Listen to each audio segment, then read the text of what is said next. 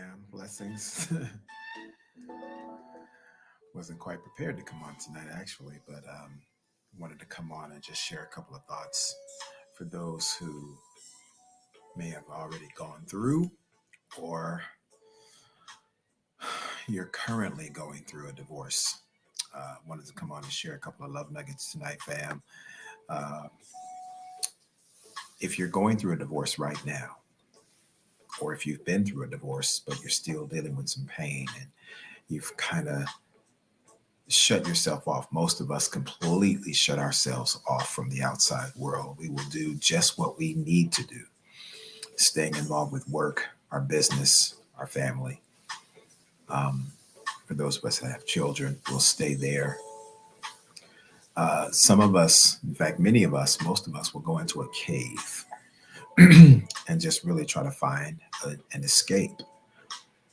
But tonight, I want to just kind of offer you a couple of different thoughts so that you can expedite the process of recovery. Because the reality is, family, that you're dealing with some pain right now, but at some point you've got to recover. You got to get your life back on track. You have to rediscover your identity now, being a single person versus what your life has been like as a married person. I want to say this first and foremost to all of the women.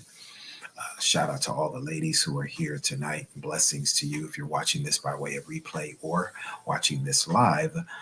I want to share a thought with you tonight, ladies, that for those of you who have been wives and perhaps your husband was a really strong leader, he was really more the front person, and you worked diligently and beautifully, yet quietly behind the scenes. I want to encourage you, ladies, that the number one thing that has to be your focus in this particular season as you're moving in or moving towards recovery, the number one thing you have to do, ladies, is find God's purpose for your life. Purpose is everything. It's everything. Because this is the place where you're going to grow. This is the place you're going to flourish. This is the place, hey, blessings, Veronica. This is the place where you're going to grow, where you're going to flourish. This is the place where you're going to really find yourself and really begin to take the necessary steps toward maximizing your potential. Not maximizing your potential for someone else, but maximizing your potential for yourself. Finding the best part of you and what God has gifted and uniquely designed you to do. And I promise you, ladies, on the other side of that pain, you will find God's purpose. But you have to be diligent. You have to apply yourself to it. You can't go into a cave and hide.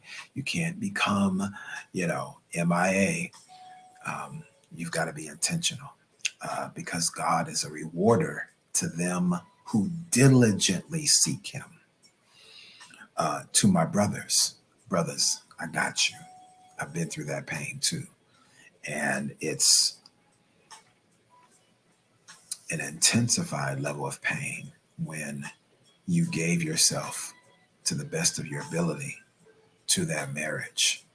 And in the end, not only were your very best efforts not good enough, not received, not appreciated, but as you were completely devoting yourself to that woman, to the marriage, to the family,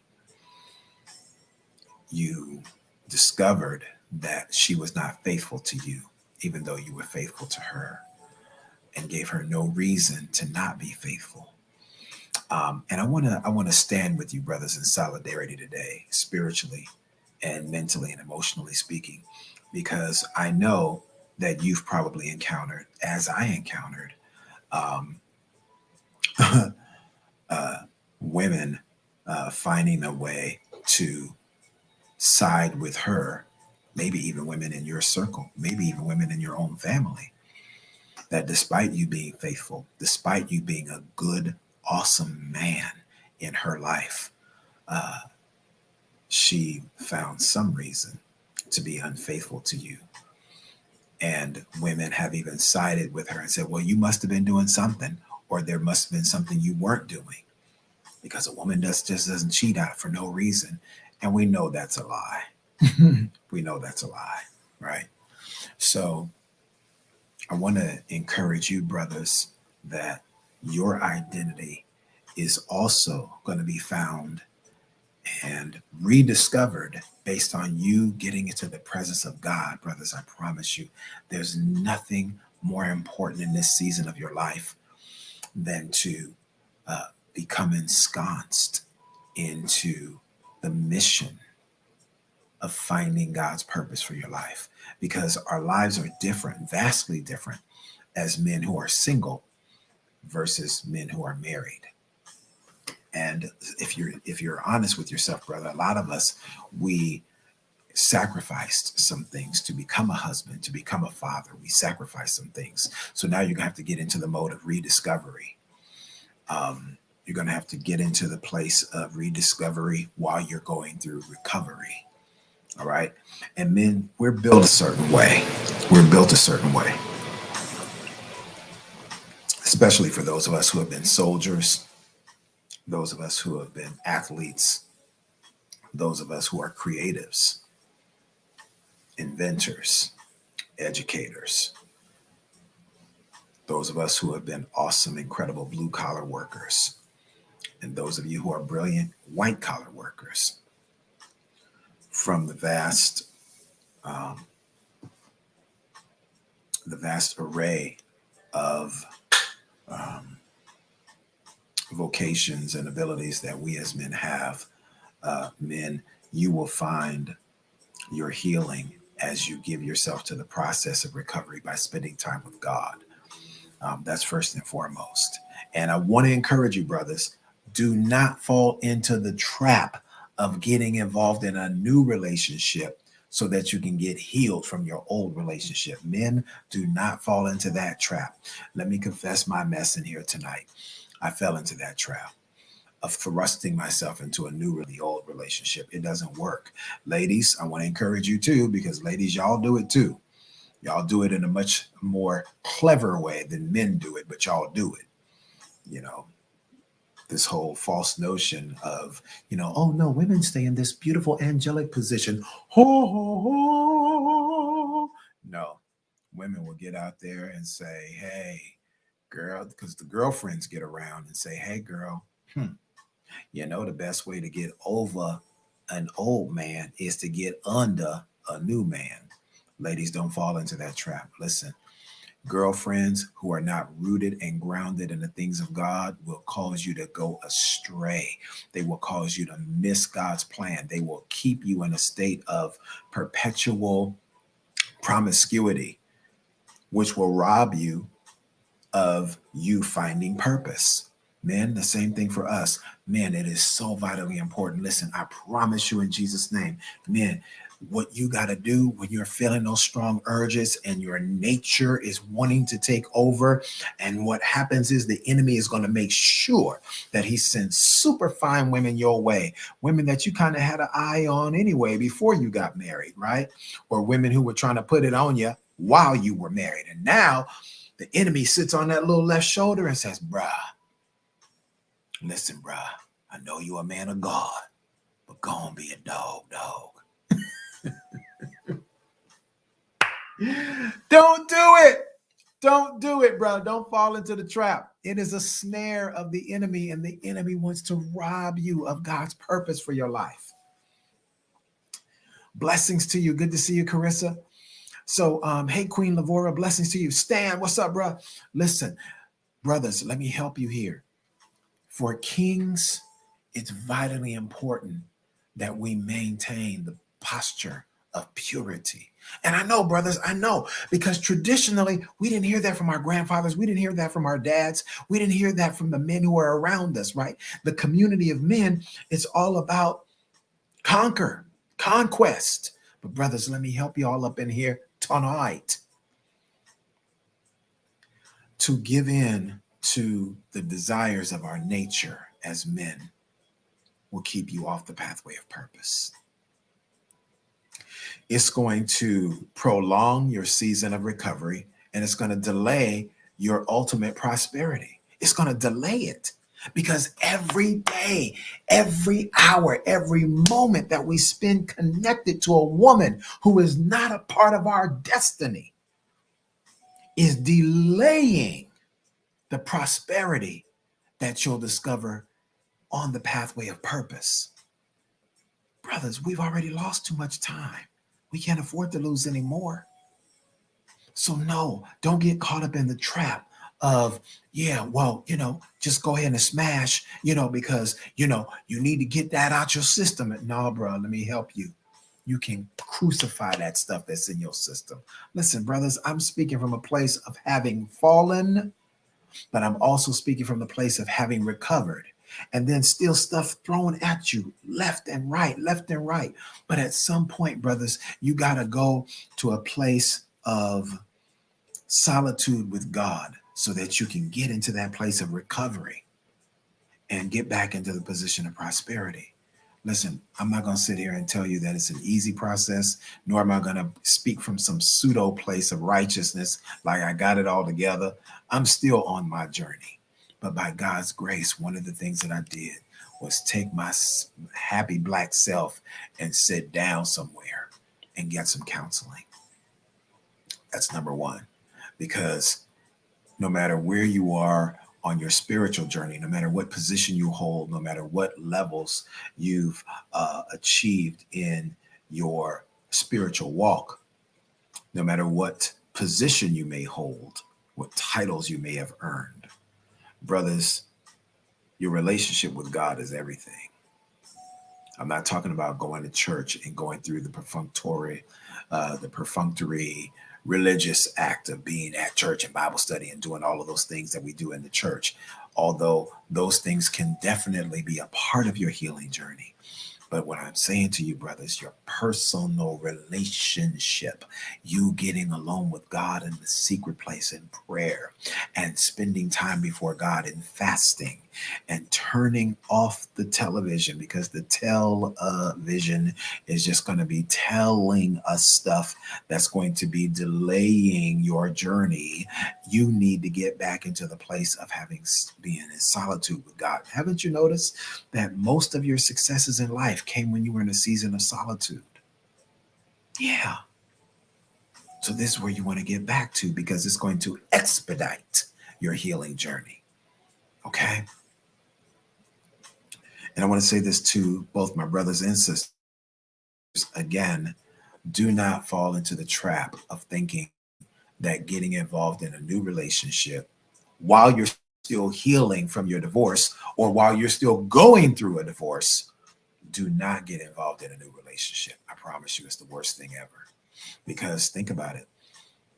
From an emotional standpoint, you're still healing. The bleeding has not stopped yet. No, I'm not talking about physical bleeding. I'm talking about the emotional bleeding. The wounds of the soul have not healed yet. So technically speaking, you're still bleeding. You have to stop the bleeding first. All right. You got to acknowledge that I am in pain and not put up this false bravado and this, machoism. Oh, no, I'm good. I'm straight. Man. Forget that heifer, man. I'm good. Man, she wasn't no good anyway, man. I've been done with that. Man, I'm good. I'm straight. I'm gully with mine. No, you ain't, bro. You know you hurt me. You're human. I know you're a good brother. I know you super Negro, but you're hurting. And it's okay. And the only way to begin the healing journey is to acknowledge that you are hurting, and it's okay. Ladies, I know you gon' hey, I'm Superwoman. I know you're gonna put on Shaka Khan and be dancing all over the house. I'm every woman, it's all in me. And I know. Ladies, let me help y'all. At some point, when your girlfriends are gone, when your buzz wears off from the wine or the champagne or the gummies that you're partaking of, when all of that wears out, eventually you got to settle down and begin the healing journey. So let me share with you some information and some revelation about how we get through the pain of divorce. So being a former athlete, I had some really crazy injuries coming up playing football. I had some really crazy injuries. And one freak accident that I had while playing in the middle of the street. One freak accident left me in a really, really bad place where I had major internal injuries that led to internal bleeding. And I had to get like multiple blood transfusions in order to save my life.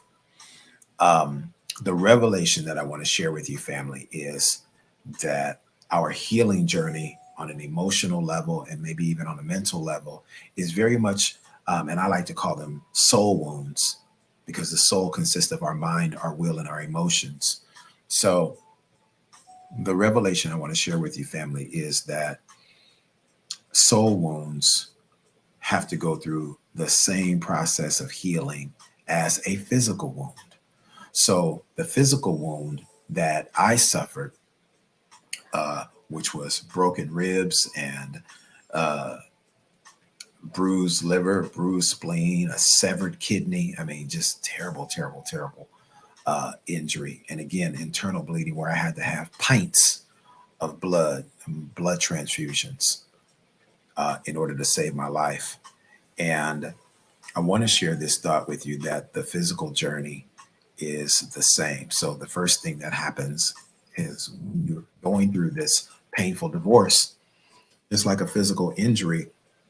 The first thing is that you have to go through a phase that is all about addressing the wound and stopping the bleeding. The first thing that the doctors had to do in order to save my life was they had to stop the internal bleeding. They couldn't figure it out. It took them a while to figure it out. Good evening, blessings to everybody coming in the room. And so that's the first part of the healing journey. You got to figure out how to stop the bleeding. All right. And stopping the bleeding is not by engaging in another activity. Stopping the bleeding begins with stopping all activity. It is a cessation of the busyness, and it is definitely not getting involved in a new relationship while you're healing from the previous relationship. That is not what we do, because guess what? You're bleeding, emotionally speaking. And you know the old adage, family, hurting people hurt people. So there's nothing good that can come out of this new relationship. I don't care how wonderful this person is. And they could be a part of your future, but they're not a part of your future right now. That healing journey has to be a journey that you embark upon by yourself, you and God. Because even at the most optimal level that you could possibly be at during the healing journey, you're not at a good enough place to love them the way they deserve to be loved. Yeah, they may give you enough love that makes you feel good, but you don't have enough to give them. You're bleeding. And oftentimes, we're still in the covenant relationship with our ex. The divorce ain't final yet.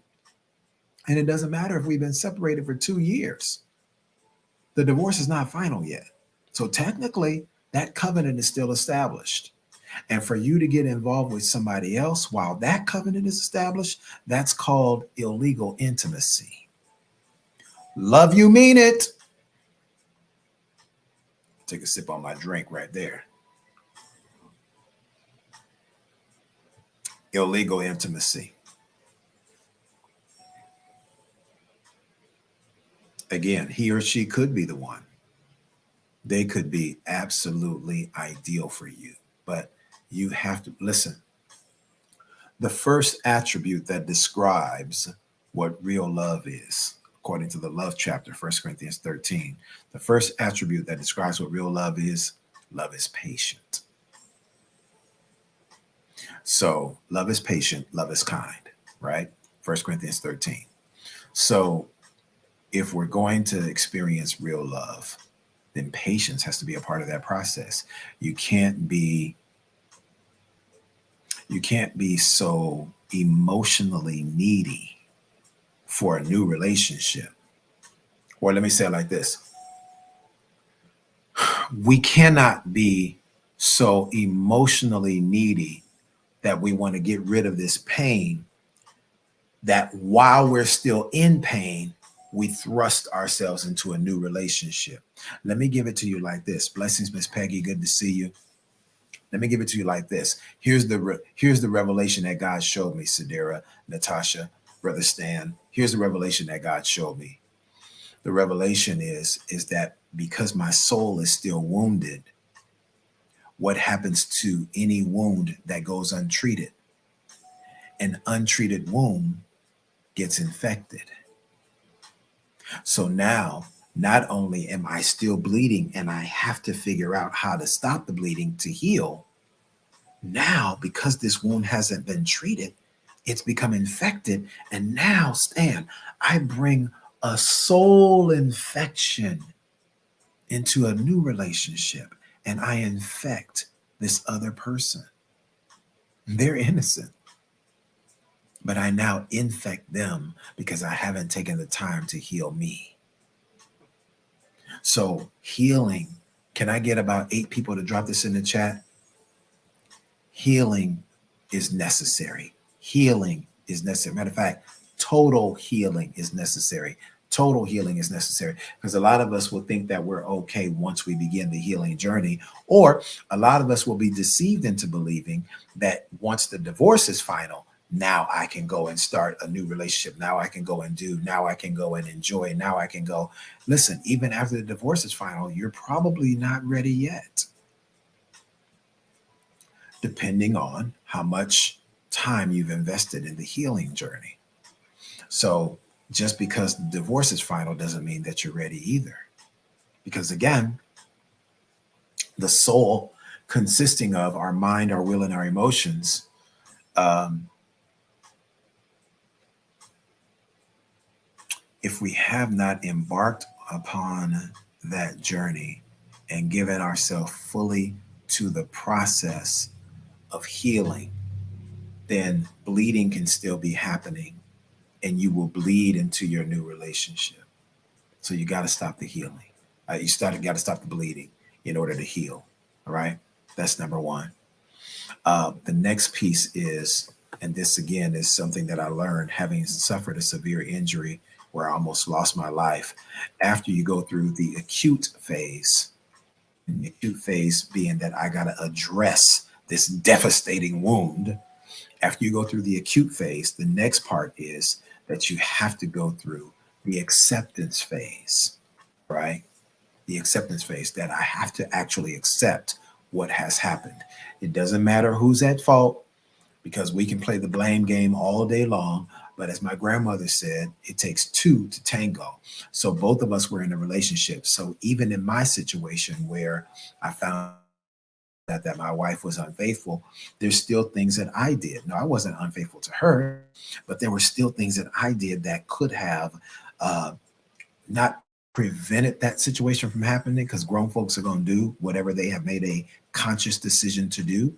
However, when I look back, even going all the way back to the premarital phase, um, there were things that came out in premarital counseling that if I would have been paying attention to the warning signs, if I would have been paying attention to the red flags that God sends all of us, if I would have been paying attention to the red flags and warning signs, then probably we would have never entered into marriage.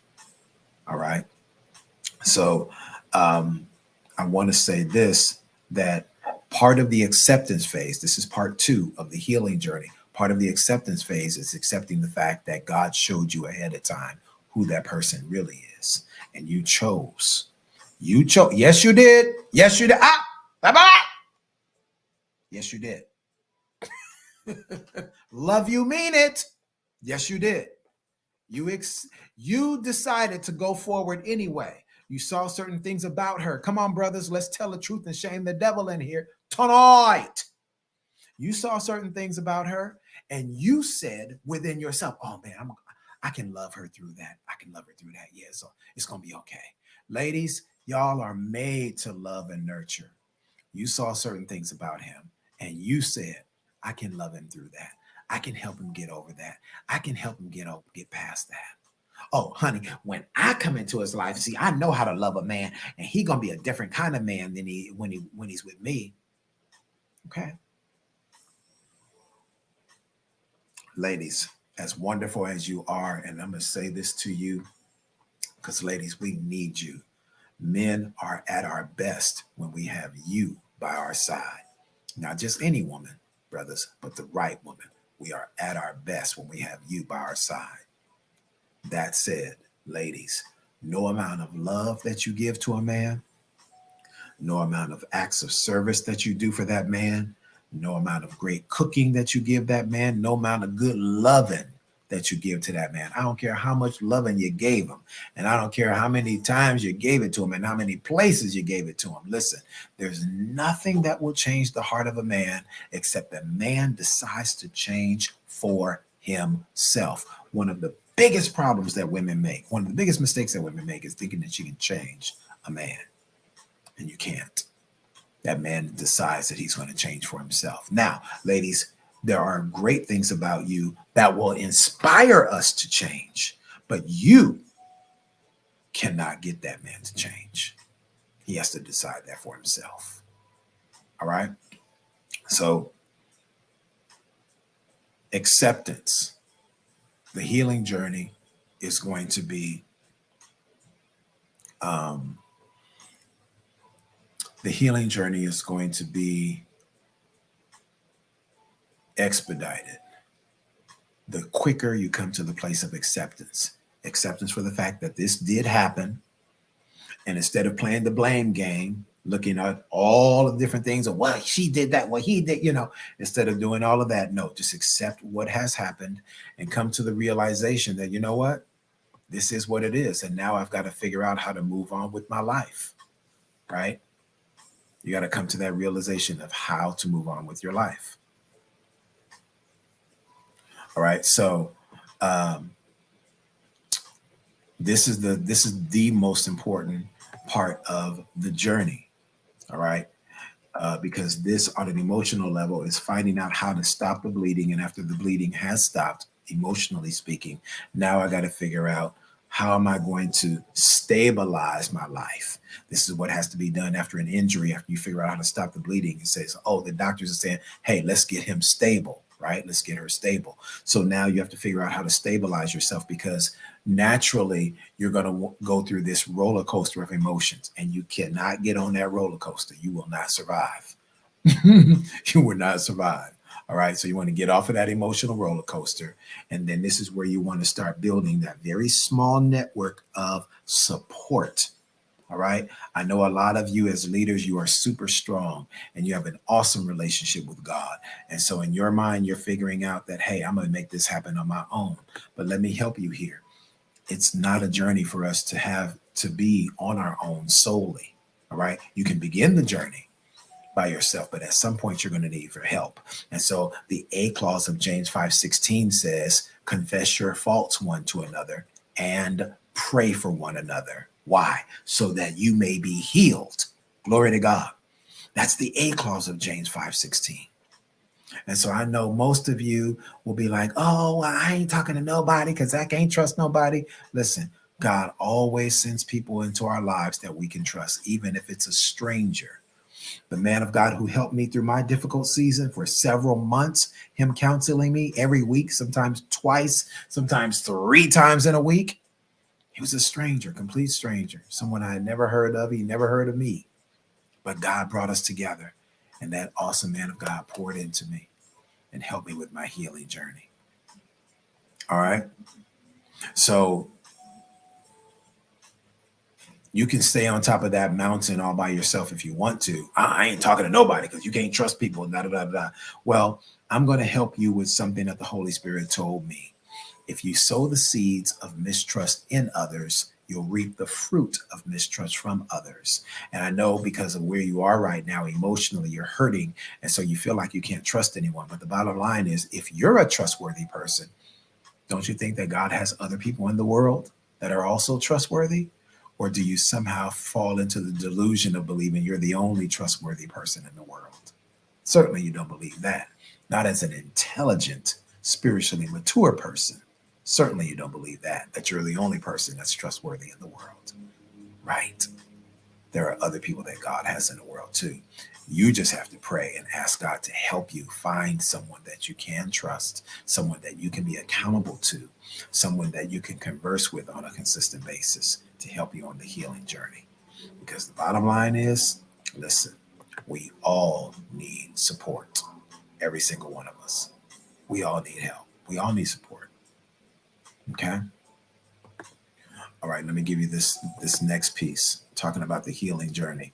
So after you go through the acute phase of figuring out how to stop the bleeding, number two, you go through the acceptance phase of figuring out, okay, how do I get myself balanced? How do I get myself to a place of refocusing on my purpose and getting back to being me, finding my true identity, not my identity that I wanted everybody to believe, not even the identity that I believed, but the identity of who I really am, and focusing on who I really am and being real with myself, getting back to that man, getting back to that woman, and bringing the best of that forth, right? So this is the adjustment phase where you're now readjusting your life and finding the very best parts of your life, working on the weak areas, but also fortifying the strong areas. All right. So this is all a part of the process while you're going through perhaps the legal part, dealing with the legal aspects of, you know, for me, it was relocating. I was trying to hear from God about what to do, where God is sending me next. God sent me almost 3,000 miles away from my home to where I am now. In my mind, I didn't need to relocate in order to heal. That was my thought. But God had a different plan. And as I got on my face before God in prayer for many days of fasting and praying, and got on my face at 2:30 in the morning, and one day God spoke to me and made it very clear that God wanted me to move and told me exactly what to do, showed me exactly when to go and all of that kind of stuff. And God literally spoke to me. He said, move with urgency, which was a signal to me like, boy, don't procrastinate. Move with urgency. So I did. And when I did, God opened up tremendous doors for me. My third day here, God blessed me with a good job, keys to a house, keys to my own vehicle. And God just began to prosper me from that place. And so I want to encourage you, get to the place of acceptance for where you are, and then move to the place of making the necessary adjustments so you can be strong on your healing journey. All right. Because here's the reality. Let's look ahead. Ultimately, if you know that you are a wife, ladies, ultimately, men, if you know you're a husband, because if you're still really healthy, ain't none of us trying to be single till Jesus come back. I don't know about you. I'm not trying to be single till Jesus come back. Come on. Listen, if we can put the pain aside for a minute, because right now you're angry, you're hostile, you're frustrated, right? Understandably so. And you're still hurting. And emotionally, you're still bleeding. So you ain't trying to hear nothing about being a wife again, being married again. You're like, you know what? I'm cool. Don't even talk nothing. Don't even say that word. Don't even say the M word to me. If I hear you getting ready to say the word, I'm going to mute you. I'm going to put my hand over your mouth and mute you. Might put you to sleep. Like, don't you say that word. Shh. Might choke you out and put you to sleep.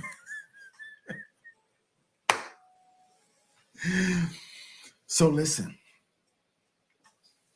this is the time, this is the season where you want to say, you know what? I'm going to give myself to fasting and prayer. And you really want to do, maybe you've never done this before in life. You want to get yourself a journal, a good notebook. And listen, I need you. Listen, if you haven't heard anything that I've said tonight, I need you to do this step, because this is going to be significant to your healing journey. And you may even be able to monetize from the pain that you went through, because on the other side of pain is where you find purpose. So boom, I want you to take the time to journal how you're feeling. All right. This is a significant part of your healing journey. I promise you it works. I know some of you are not writers. Some of you are not into this. A lot of us men, you might feel this is a feminine thing. Brother, this is not a feminine thing. This is an intelligent thing. The greatest minds of men who have ever graced this planet, they were writers. And they may not have been prolific writers in terms of authorship, but they were prolific writers in terms of just putting their feelings down, putting their thoughts down on paper. All right. Your memoirs can serve to be phenomenal. You can put your memoirs online about what your healing journey was. This is why I'm here tonight. I'm here to share with you a little bit of my journey and share with you some practical steps from a psychological and a spiritual perspective on how you can begin your healing journey, because it's absolutely necessary.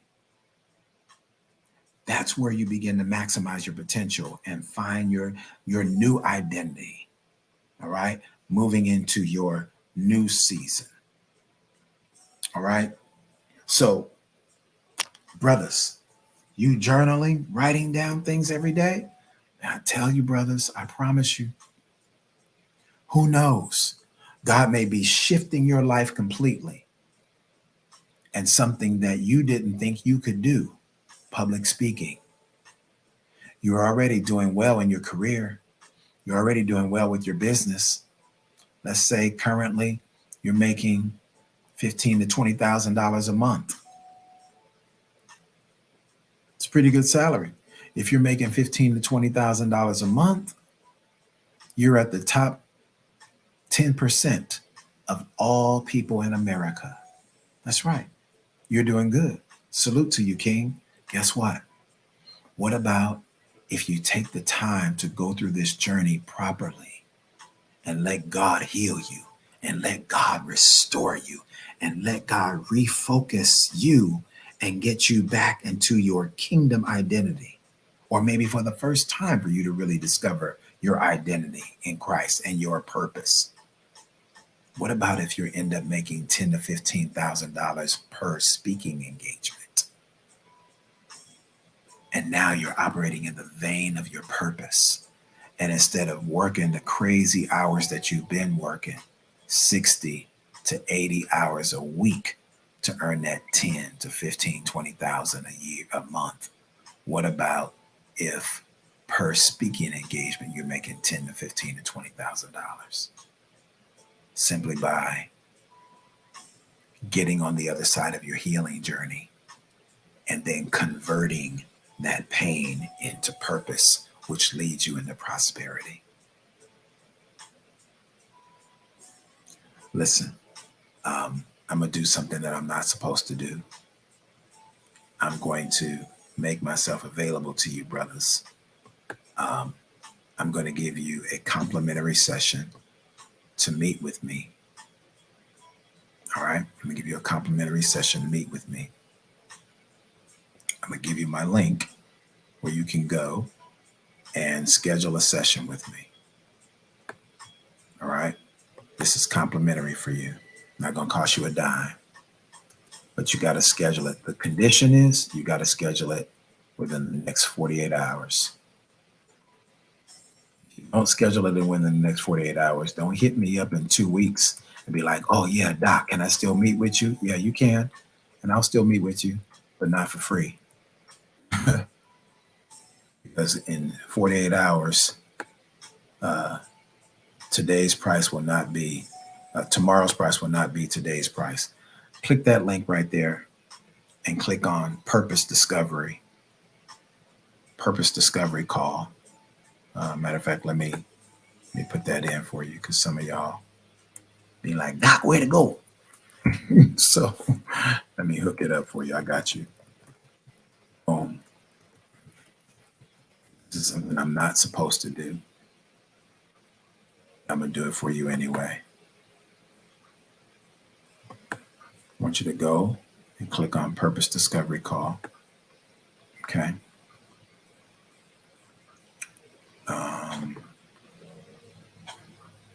And matter of fact, let's see. Boom, boom, boom.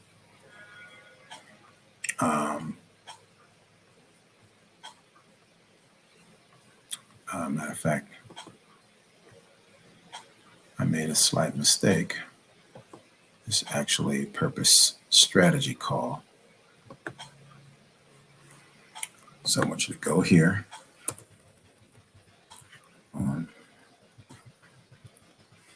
Purpose Strategy Call. And I want you to just book your session with me. All right. Not going to cost you a dime. You'll get to sit down with me. And and I at least begin sharing with you some of the steps that you'll take towards your healing journey. I know that's right, Carissa. Listen, the devil is a liar and his cousins. Listen, ain't nobody trying to stay single until Jesus come back. Not me. Mm-mm.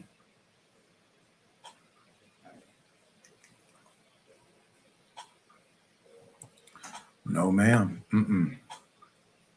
Thank you, Mr. Dara. Blessings, Galand.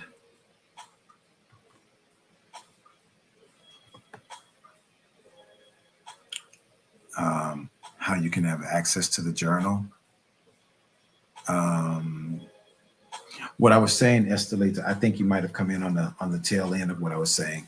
I was saying just get yourself a notebook, $2.99, okay, from Walmart, from CVS, from Walgreens. All right. Get you just a little regular notebook. All right. And uh, and then just begin to journal, just begin to write every thought that comes to your mind, especially late at night. Because men, what you don't want to do is allow the TV to put you to sleep every night. Okay. Because the television programs our minds with a whole lot of junk. All right. That you're going to have to ultimately have to declutter in order to get into the place of purpose. So you don't want to have to go through that decluttering process unnecessarily. There's already a lot of stuff that we got to declutter from. We don't need more junk. Right. So you don't want to be watching crazy movies and stuff like that late at night, letting the TV rock you to sleep. All right. You can literally unwind and you can literally go through the process of brain dumping right on your journal. And then the best thing that's going to help you, men, that's going to help you get good sleep at night, because I know when you're going through the process, and ladies, this is for you too, ladies, when you're going through the process of healing after divorce, you're going to deal with some sleepless nights. All right. So what you want to do is you want to drink yourself some chamomile tea. All right. You want to get you on some nice soft music, preferably some worship music or some classical music. Don't be getting up playing no love songs, because it's going to keep you in a state of depression. All right. Don't be sitting up playing no love songs, sitting up crying, eating a bucket of ice cream. You know what I mean? I went through that phase too. You know, sitting up listening to Luther, Sade, Kim, Peebo Bryson, and all that. You know, Patti LaBelle, sitting up listening to all these love songs, eating Ben and Jerry's, a whole bucket of Ben and Jerry's by myself. It's crazy. Don't do it. Don't do it. Don't do it. All right. Dr. Denise says, love songs soothe me. I feel you, Dr. Denise. I feel you. I ain't mad at you. I love songs, but I know in certain seasons of my life, I can't be listening to no love songs. You know what I mean? Love songs that get your loins all stimulated. Next thing you know, you be trying to call somebody late at night, you know, calling all the wrong people. Hey, what you doing? Just laying here. What? Yeah, I was thinking about coming by. Do you know what time it is? I don't know. What time is it? Boy, stop playing. You know what time it is. Well, I was going, you know what I'm saying? I was going to stop by and bring you some lemon pepper wings. Don't be trying to do that, G. You know what time it is. Well, I'm going to just bring you some lemon pepper wings because I was like close by your house anyway. Okay, you can come by. And you know it's going down. So stop playing. Stop playing. Listen, you start listening to all them love songs, you start coming up with all kind of creative ideas. Stop playing.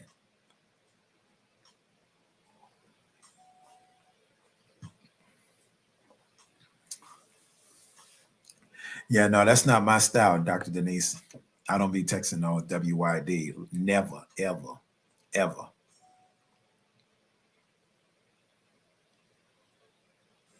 Yeah, absolutely, Stan. Yeah, you don't want to be doing that. Country songs and all that stuff. Yeah, country songs don't do it for me at all. You know, country songs make me feel like I just lost my dog or something. But them love songs, shh. Sade talking about your love gives me the sweetest taboo. I'm talking about, is it a crime? Kim talking about share my life with you, baby. And, you know, how did you find your way back into my life? And yeah, Lucia, there it is. Yeah, Al Green too.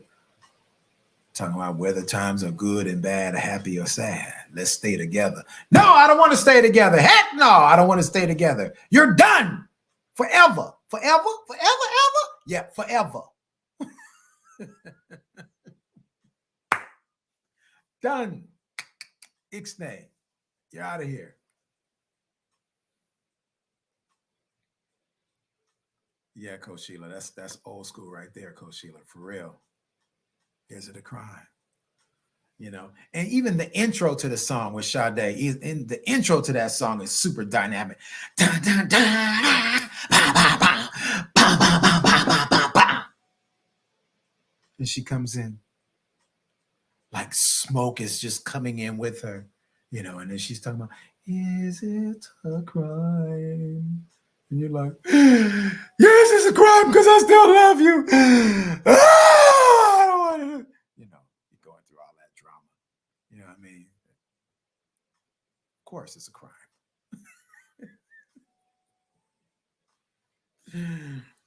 Oh my God in heaven.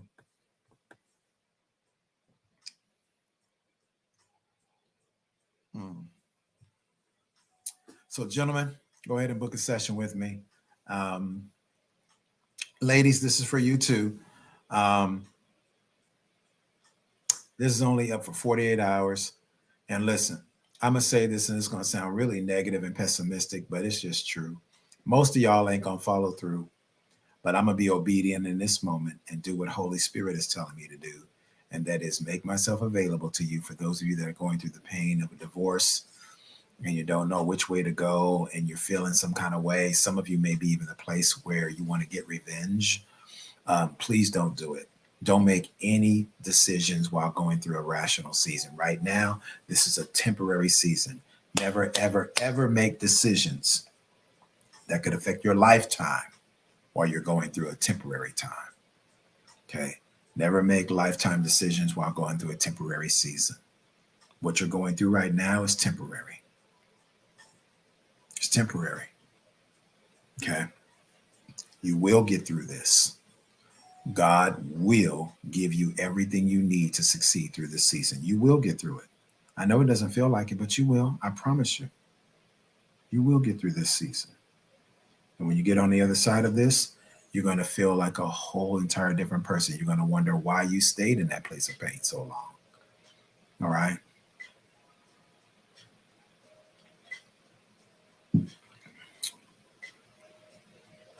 Hey, peace and blessings to you, Richard. Good to see you, brother. So this is only available for 48 hours. Book your session. Book your session with me. It's absolutely complimentary. It costs you absolutely nothing, not one single penny. All right. I want to do for you what a great man of God did for me, and that is that he was there for me to help me through my season, my dark season of the soul. Okay. But I promise you, yes, Miss Rhonda, I promise you, you will get through it. But significant to your healing journey is, again, the A clause of James 5:16. Confess your faults one to another. Now, this doesn't mean you can confess to anybody. You can't just confess to anybody. You can't just talk to anybody. It may not be good if you and your spouse, your former spouse, if y'all is at the same church, you can't. 9 times out of 10, you're not going to be able to talk to somebody at that same church. All right. Now, you may have a special relationship with somebody who will take your secrets to the grave, but those relationships are extremely rare, and you know when you have them and you know when you don't have them. If there's any question in your heart and mind that is this person going to be true to me? Are they going to be loyal to me? Are they going to go back and share what I said? If there's any question in your mind, then don't share it with that person. All right.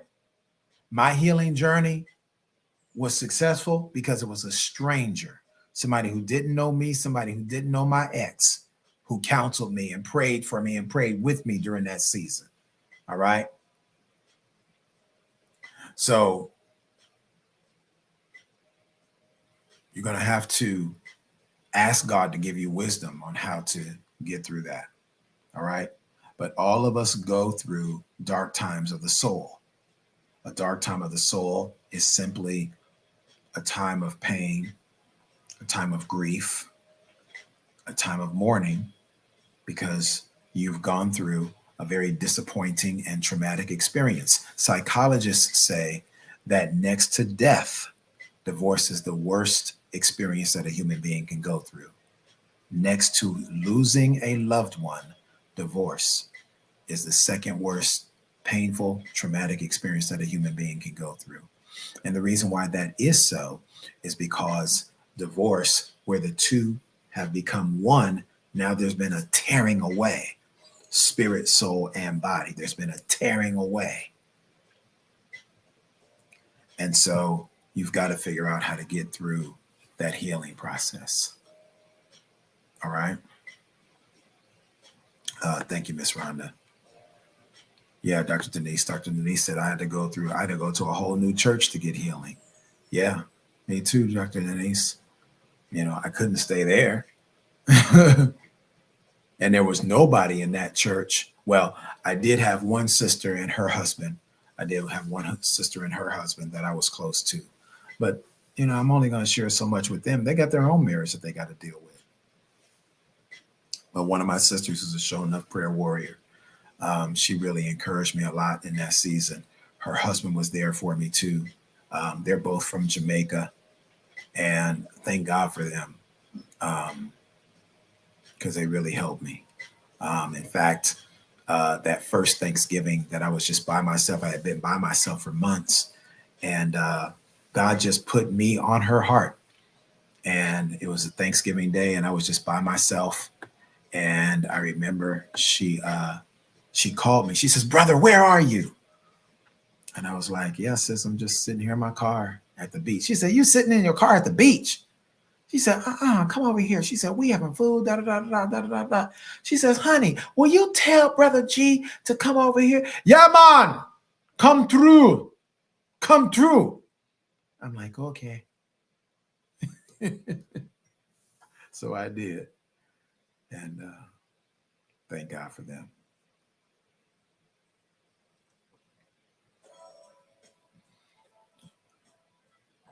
All right, so I'm going to be quiet now, and I'm going to take a couple of minutes and let you all, I'll take a couple of questions.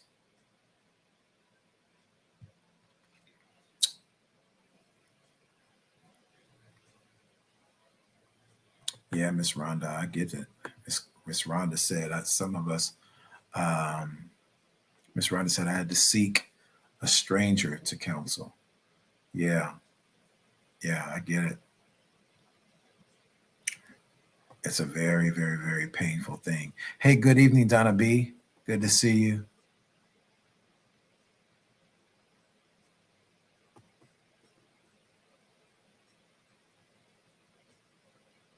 Mm.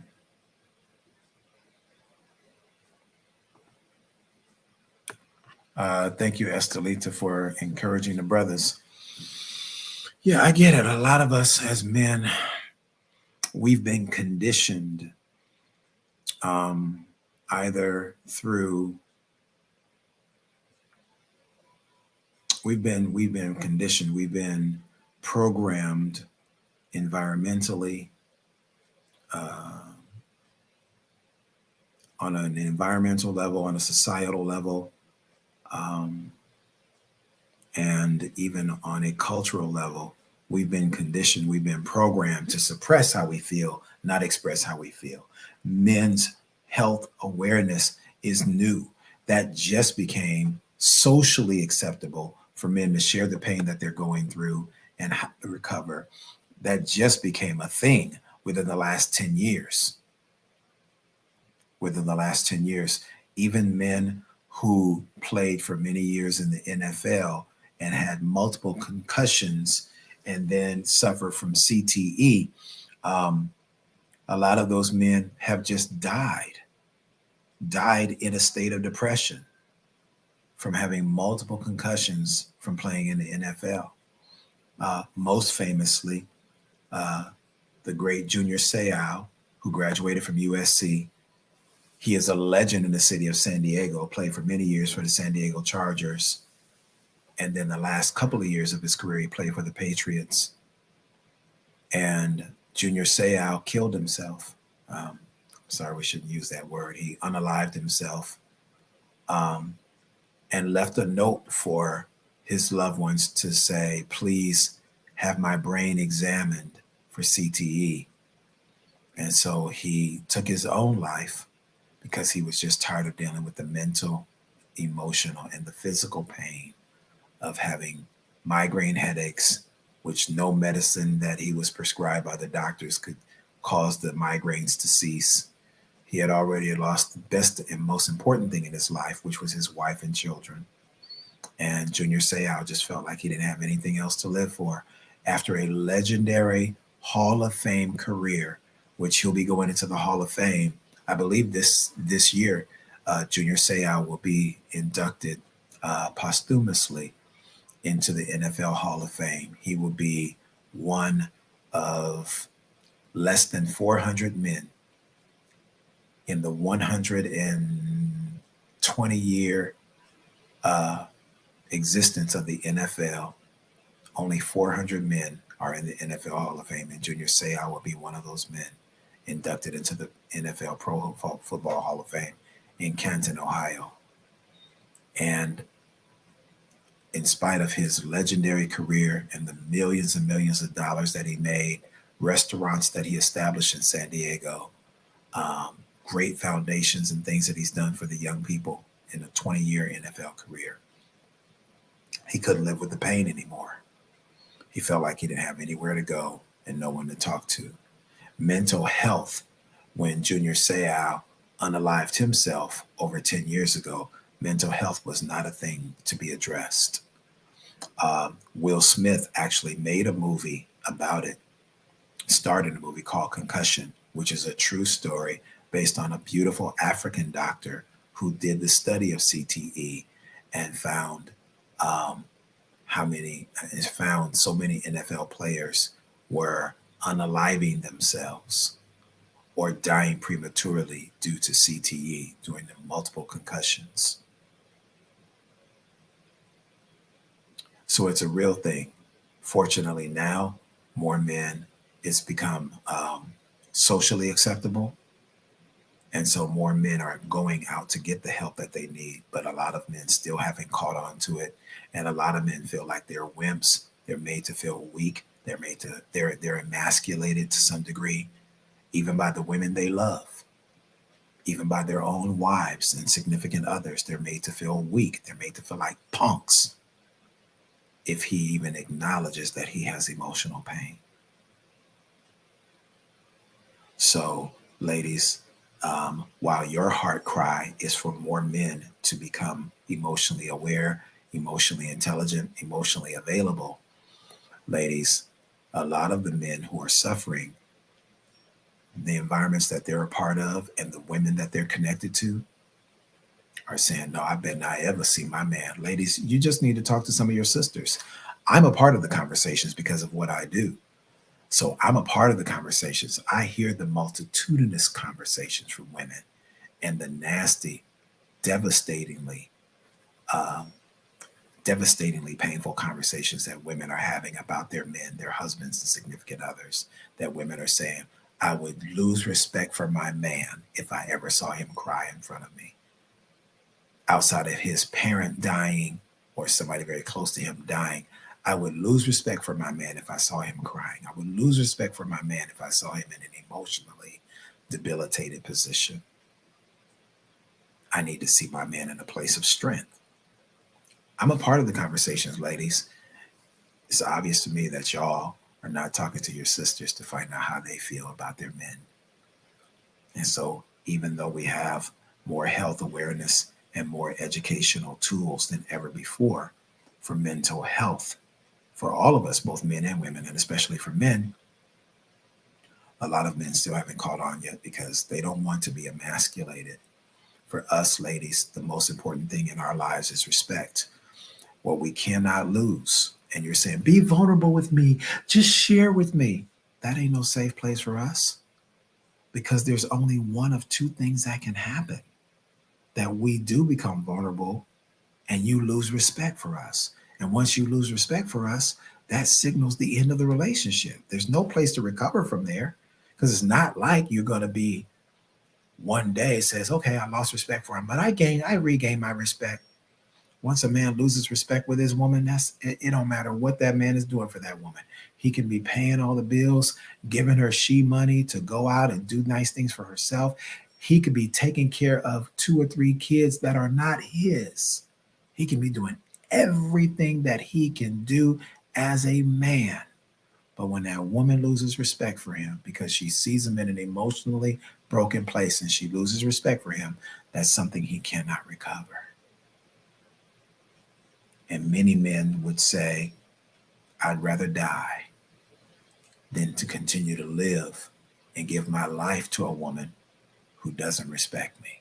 Because for us ladies, we see respect as love. So when we've lost respect with you, we say, she doesn't love me anymore.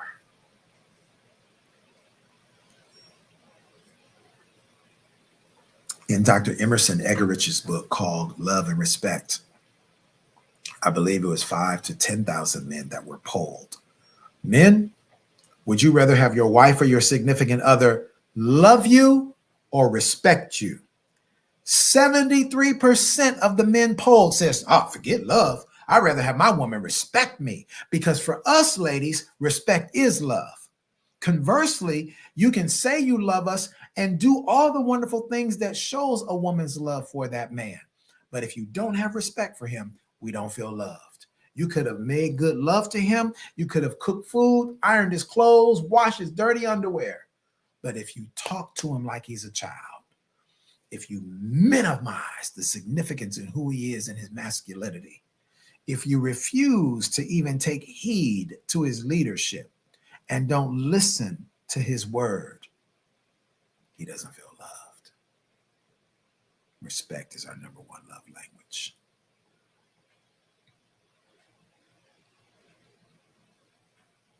Ladies, of course you see it differently. God made you different. You're wired differently. We don't expect y'all to see things how we see it. We're wired differently. We don't expect y'all to see things how we see it. We don't even expect you to understand. Our hope is that you would at least listen to our heart. Not go and talk to other women about how to deal with your man. Listen to us. Listen to us share our heart with you about how we feel, and then govern yourselves accordingly.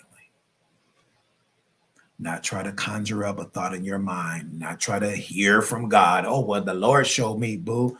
I don't care nothing about what the Lord showed you outside of what I just shared with you.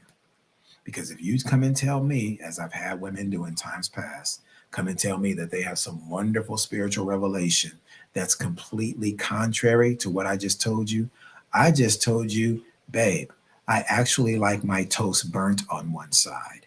And you come and tell me, well, the Holy Ghost showed me that your toast, you a king, and you don't need to have your toast burned on one side. Your toast supposed to be perfectly brown on both sides and not have no burnt spots on it. I'm going to look at you like you cuckoo for Cocoa Puffs. Don't tell me you got some spiritual revelation that is diametrically opposed to what I just shared with you, what I need. Babe, I like my toast burnt on one side. I'm gonna go talk to my pastor, because my pastor is a prophet, because she got the prophetic eye. She hear from the Holy Ghost, and the Lord be showing her stuff. So I'm gonna go talk to my pastor, because it don't make no sense to me why you would like toast burnt on one side.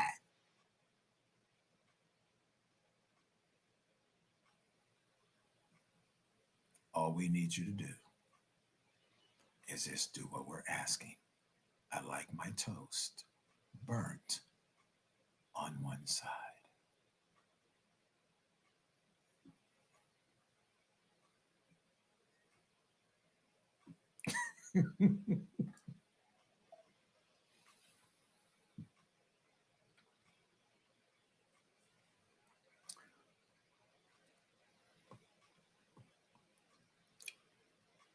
See, look at Lucia. See, Lucia's not paying attention to nothing Dr. G is saying right now.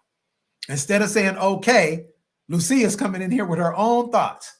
Well, see, I like a pound of sugar and butter on my toast. Matter of fact, I like a little piece of fish and I want some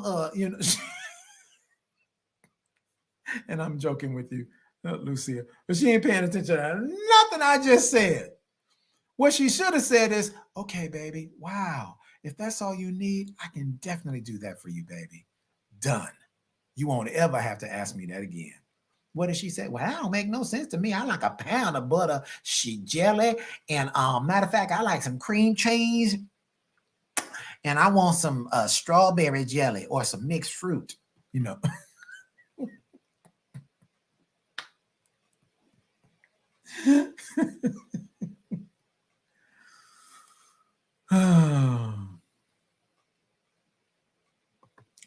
Shantae said, thank you, Coach Sheila. Coach Sheila, you are so awesome. Beautiful inside and out. Thank you, Coach Sheila. Ms. Shantae said, what are other specific respectful things? Great question, Ms. Shantae. Thank you for the question. You know, men are far more simplistic, ladies, than you give us credit for. We're really simple.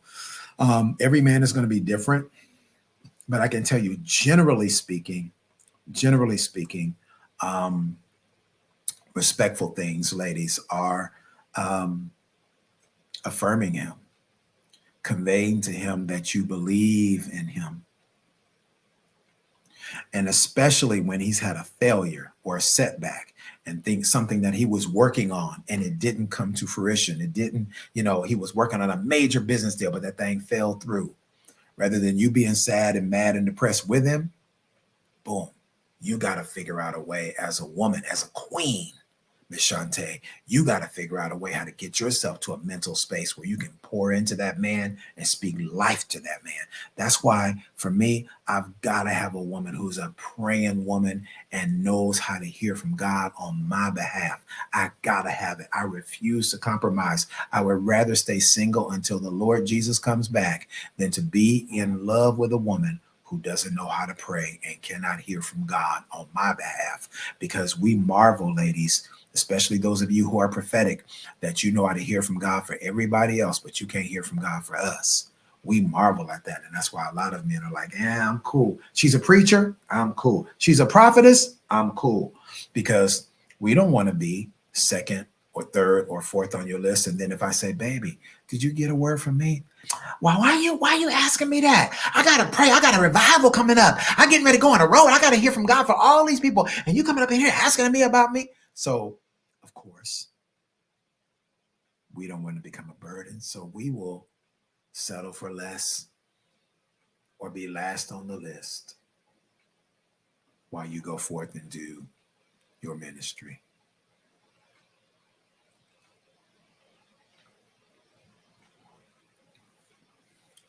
So most men will just suffer in silence. Even though he's in pain emotionally, will just suffer in silence. So the best thing, Miss Shantae, that a woman can do that's respectful is to always make that man feel first that he's top priority. Because ladies, in the relationship, you want to be made to feel first, right? Men who are sober-minded and they govern their lives by the principles of God's word. We could be men who absolutely adore our moms, but a well-rounded man who's been raised right, he knows that my wife comes first, not my mom. The Bible says, so shall a man leave his father and his mama and cleave to his wife. I am one with her. This is the only relationship in the universe where the two become one. I am not one with my father. I am not one with my mother. I'm not one with my children, even though they came from me. I am only one spirit, soul, and body with my wife. Now, a lot of y'all try to hype up your relationship with your children. Oh, no, my child is my soulmate. My child is my everything. Okay. Your child is going to fall in love and they're going to leave your tail. Then what you going to do? Be sitting there like a duck in the house by yourself.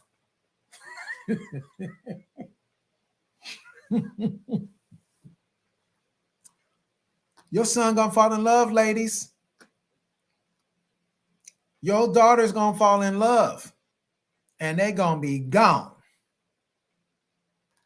I'll holler.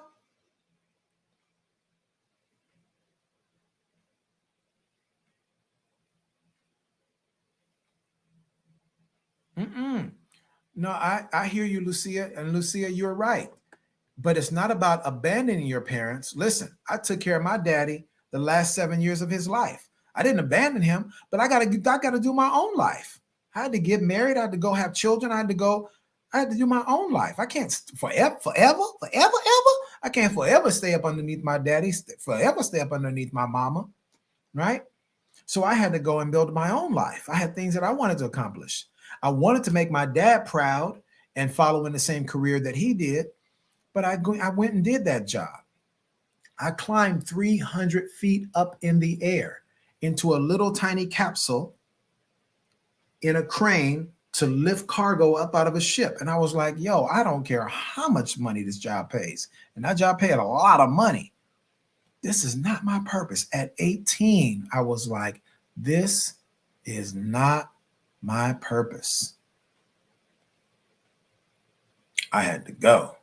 My daddy was mad. He didn't speak to me for a long time.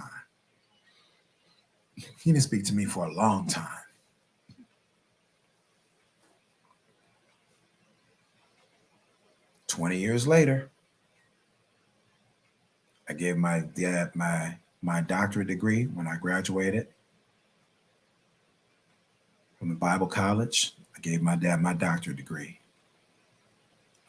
In that same year, he was with me when I was a keynote speaker for Barack Obama's presidential campaign at his campaign rally in Riverside, California.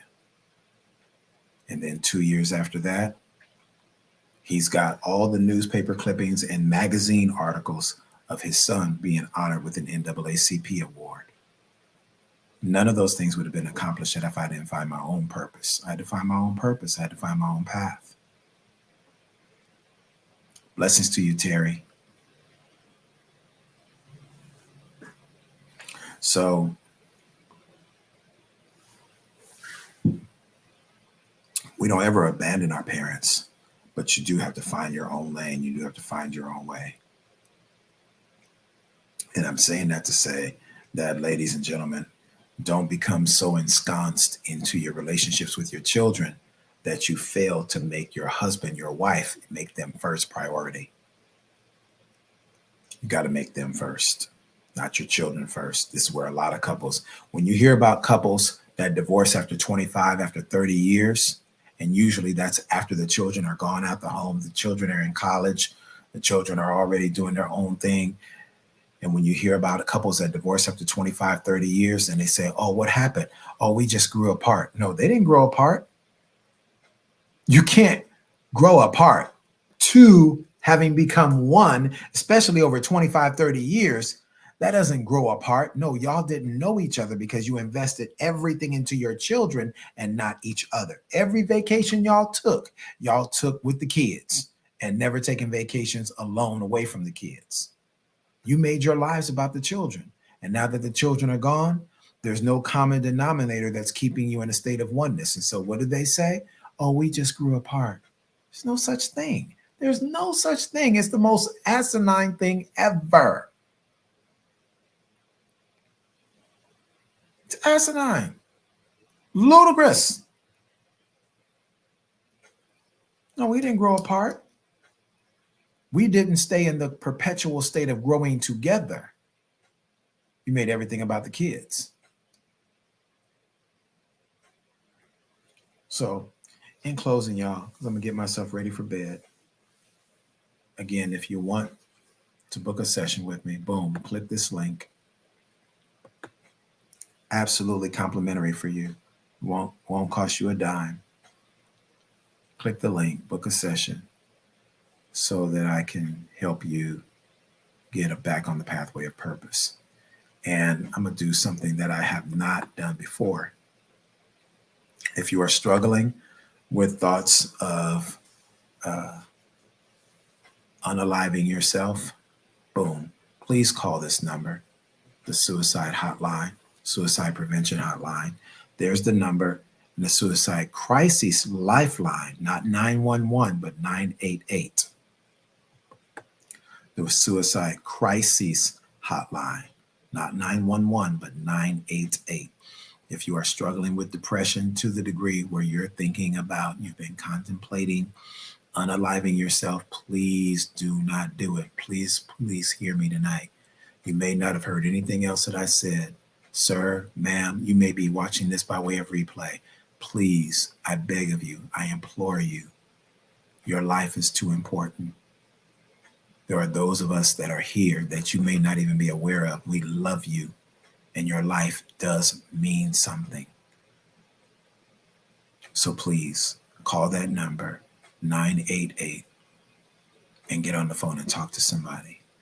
The prevention hotline is there as well, 800-273-8255. That's 1-800-273-8255. Even if your phone is off, even if your phone is not working, you can call that number. You can call the crisis lifeline, 988. Okay? Your life matters. Yes, it does. Don't let the devil tell you differently. The only thoughts that are coming into your head right now, I know you're arguing with me right now. No, my life doesn't matter. You just don't know, Dr. G. I do know. And I'm talking to you right now at 1:18 in the morning because I love you. And I'm here on assignment to tell you your life matters. Call that hotline, 988. Call the crisis prevention hotline, 1-800-273-8255. And book a session with me. If you want to call the hotline, call the Real Love Nation hotline. Boom. Book that session with me. You can schedule a call with me. I'll be glad to talk to you. Cost you absolutely nothing. All right? This is your brother, Coach G. I love you. Abundant blessings to you. Y'all have a good night, family. Thank you for coming in to the Late Night Love Chat.